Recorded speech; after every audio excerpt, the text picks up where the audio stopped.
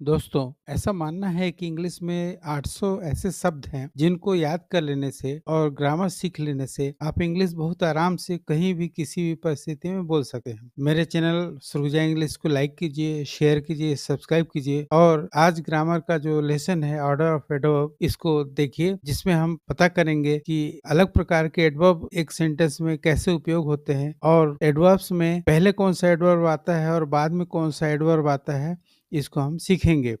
तो पहला सेंटेंस लेते हैं। पहला सेंटेंस है शी वेंट और दो एडवर्ब इसमें है टू स्कूल और एट 10 o'clock। तो यहाँ पर देखिए to school adverb of place है और eight 10 o'clock adverb of time है। तो इसमें सामान्य नियम होता है कि एडवर्ब ऑफ प्लेस, ये एडवर्ब ऑफ प्लेस और ये adverb of time, adverb of place adverb of time के पहले आता है। तो ये हो जाएगा, इसका आंसर सही हो जाएगा she went. Adverb of place पहले आना है इसलिए to school at 10 o'clock। This is the right answer of adverb of place and adverb of time को रखने का। नेक्स्ट सेंटेंस देखेंगे ही वॉज बॉर्न। अब इसमें देखिए एक एडवर्ब है इन द ईयर 1923 और दूसरा है एट 10 AM और तीसरा है ऑन जून 14। ये देखिए जो तीनों एडवर्ब हैं ये एडवर्ब ऑफ टाइम है, लेकिन एडवर्ब ऑफ टाइम होने के बावजूद जो सबसे स्पेसिफिक टाइम है वो क्या है, एट 10 AM, मतलब फिक्स एकदम छोटा है। इसके बाद उससे बड़ा कौन सा टाइम है, 14 जून, और जो कि जनरल रूप से कहा जा सकता है 14 जून को 10 बजे, हिंदी में तो हम ऐसा बोलते। अब 23 19 इन द ईयर 1923 ये बहुत बड़ा टर्म है, मतलब जो सबसे छोटा टर्म है 10 AM, उससे से बड़ा टर्म है 14 जून और उससे से बड़ा है 1923। तो पहले हम रखेंगे छोटा टाइम जो स्पेसिफिक टाइम है, इसके बाद जनरल टाइम और उसके बाद ब्रॉड जनरल। तो ये हो जाएगा ही was born at 10 AM on June 14th in the year 1923। तो एडवर्ब ऑफ टाइम में भी हमको कैसे रखना है, पहले कौन सा टाइम वाला एडवर्ब आएगा, बाद में कौन सा आएगा, ये इस सेंटेंस से हमने सीखा। अगला सेंटेंस देखेंगे she drinks coffee every morning at home. अब यहाँ पे आपने जैसे पहले सेंटेंस में देखा था कि एडवर्ब ऑफ टाइम और ये है एडवर्ब ऑफ प्लेस। तो जैसा आपको पता है कि पहले प्लेस रखते हैं फिर उसके बाद टाइम को रखते हैं, तो सिंपल हो जाएगा she drinks coffee at home every morning.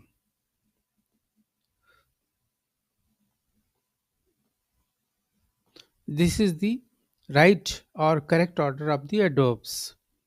Next sentence देखेंगे our teacher spoke to us. अब देखिए तीन एडवर्ब्स हैं, इन क्लास, वेरी रूडली और दिस मॉर्निंग। इसमें तीन प्रकार के एडवर्ब हैं।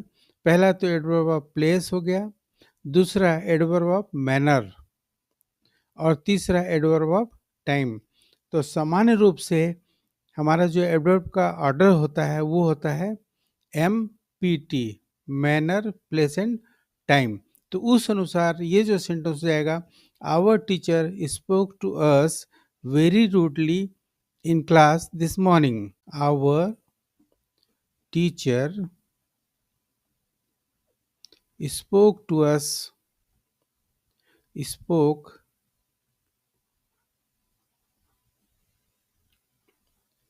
to us very rudely in class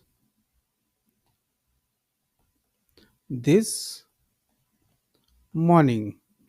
this is right and correct order of the adverbs. इसमें आपने देखा M P T, manner, place and time, ऐसा एक्चुअल ऑर्डर ऑफ एडवर्ब प्रयोग किया जाता है। अगला सेंटेंस देखेंगे, I saw my friend at 7 o'clock at the station this morning. यहाँ पर देखिए ये है टाइम है, और एट दिस स्टेशन ये प्लेस है, और दिस मॉर्निंग ये भी टाइम है। अब स्पेसिफिक कौन है? एट 7 o'clock, ये मोर स्पेसिफिक है रादर देन दिस मॉर्निंग।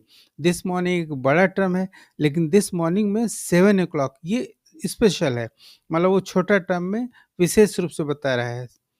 और दिस मॉर्निंग एक लंबा टर्म होता है, लंबा समय होता है, इसलिए जब हम लिखेंगे तो सबसे पहला तो हम प्लेस को देंगे जगह, और जब टाइम की बात होगी तो जो स्पेसिफिक टाइम है उसको पहले लिखेंगे, और जो ब्रॉड टाइम है उसको बाद में लिखेंगे। तो ये हो जाएगा, I saw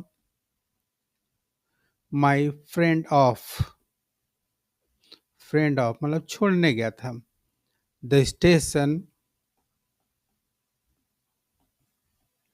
at 7 o'clock this morning, this morning. ये आपका आंसर होता है, या करेक्ट ऑर्डर ऑफ एडवर्ब होता है। नेक्स्ट सेंटेंस देखेंगे, he loved her all his life passionately. तो दो एडवर्ब है, ऑल हिज लाइफ और दूसरा पैशनेटली। तो ऑल हिज लाइफ ये एडवर्ब ऑफ टाइम है, और पैशनेटली ये एडवर्ब ऑफ मैनर है। तो जैसा आपको पता है, पहले मैनर फिर उसके बाद टाइम, तो ये हो जाएगा, he loved her passionately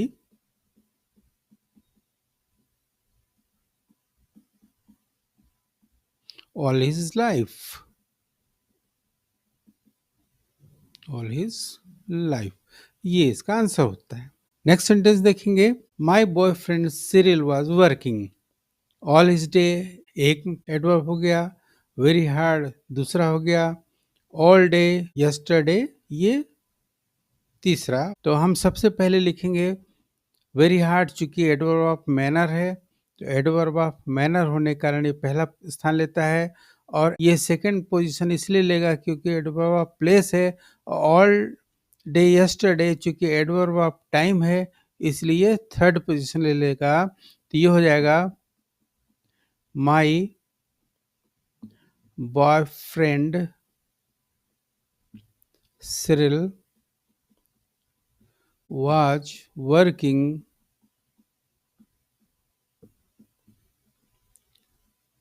very hard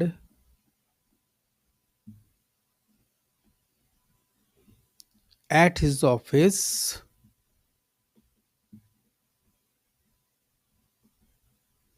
all day yesterday, all day yesterday. This is the correct place of all the adverbs present in the sentence. Next sentence देखेंगे, they stayed all day quietly there. अब यहाँ पे थोड़ा सा tricky हो सकता है, ये है प्लेस, ऑल डे टाइम, और ये है मैनर। मैनर क्वाइटली है और देयर प्लेस है, तो हम इम्फेसिस किस पे देना चाह रहे हैं? देयर प्लेस पे देना चाहते हैं कि क्वाइटली पे देना चाहते हैं? ये दो चीजें हैं, दोनों एक्सेप्टेबल है। More acceptable manner of place में इस सेंटेंस में, तो ये हो जाएगा, they stayed there, they stayed there. Place पहले रखा, फिर क्वाइटली, ये मैनर हो गया, और टाइम हो गया ऑल डे। तो ये सेंटेंस गलत नहीं है, सॉरी, ये मैनर हो गया, ये मैनर था, प्लेस नहीं था। तो इसमें चेंज हो गया है पीएमटी। अगर आप दे स्टेड क्वाइटली मतलब जो एडवर्ब का एक्चुअल पोजीशन होता है, मैनर पहले रखा जाता है और प्लेस बाद में रखा जाता है एमपीटी टर्म में, तो ये भी गलत नहीं है, लेकिन आप इम्फेसिस किस पे देना चाहते हैं?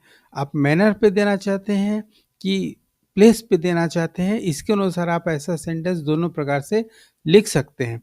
दोनों सही है। आपको इम्फेसिस किस पे देना है, जोर किस पे डालना है, उसके अनुसार आप या तो प्लेस को पहले रखिए या मैनर को पहले रखिए। वो आपके ऊपर है सेंटेंस किस प्रकार से कंस्ट्रक्ट करना चाहते हैं। अगला सेंटेंस देखेंगे, आई like coffee in the morning. इसमें देखिए दो एडवर्ब है, पहला इन द मॉर्निंग और दूसरा वेरी मच। तो in the morning adverb of time और very much adverb of manner. तो निश्चित है पहले एडवर्ब ऑफ मैनर आएगा, उसके बाद एडवर्ब ऑफ टाइम आएगा। तो ये हो जाएगा I like coffee very much,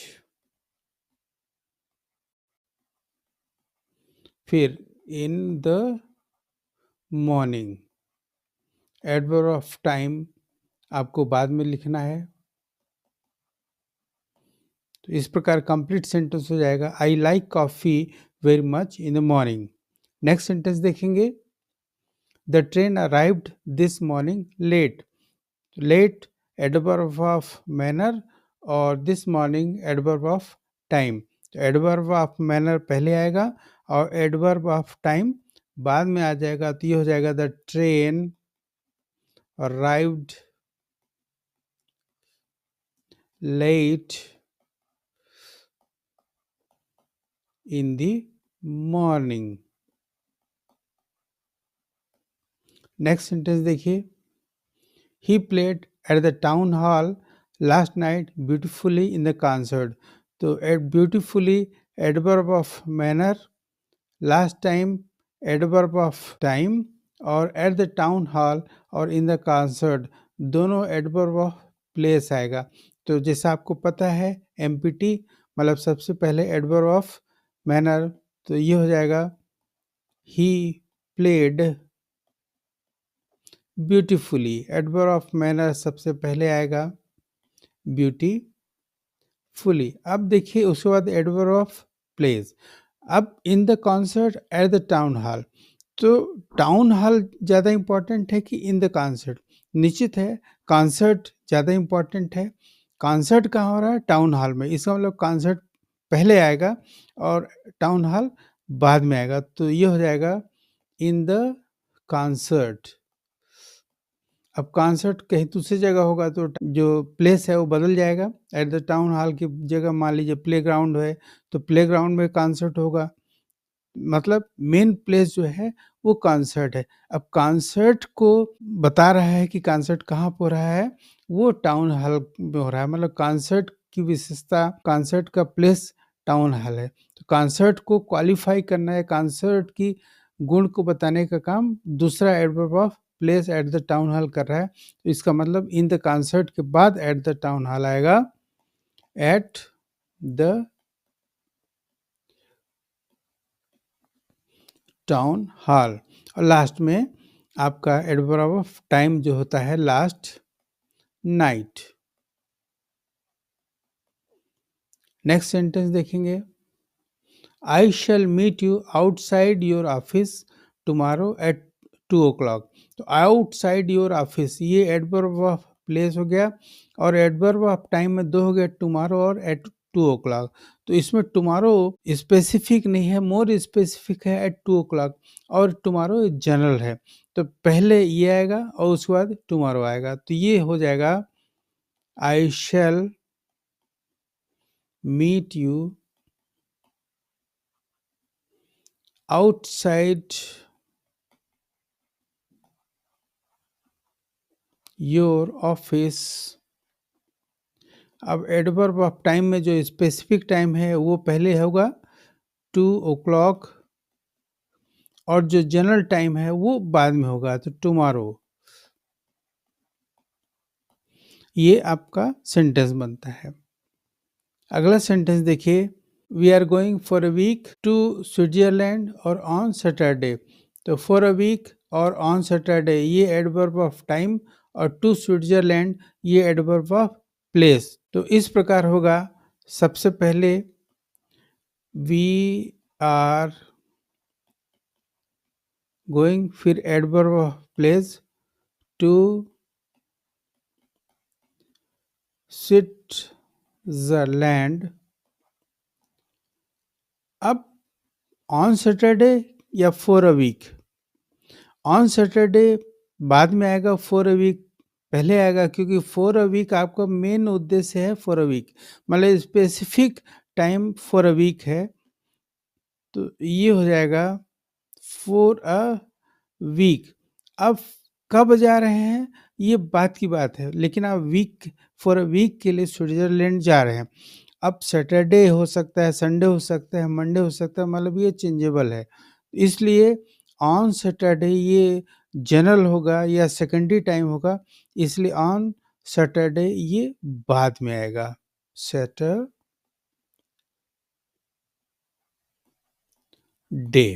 ये हो जाएगा we are going to Switzerland for a week on Saturday. Last sentence, let's go tonight to the picture. Tonight adverb of time, to the picture adverb of place. तो निश्चित है आप सबसे पहले adverb of place लिखेंगे, to the picture. Let's go to the picture. अब कब जाना है? Tonight, tonight. ये आपका आंसर होता है। आशा है आपको एडवर्ब के ऑर्डर्स कैसे होते हैं या ऑर्डर ऑफ एडवर्ब आपको समझ में आया होगा। मेरे चैनल सुरगुजा इंग्लिश को लाइक कीजिए, शेयर कीजिए, सब्सक्राइब कीजिए, नोटिफिकेशन बटन ज़रूर ऑन कीजिए, ताकि जैसे ही वीडियो अपलोड हो आपको उसका पता चले और आप उसका लाभ उठा पाएँ। Thank you.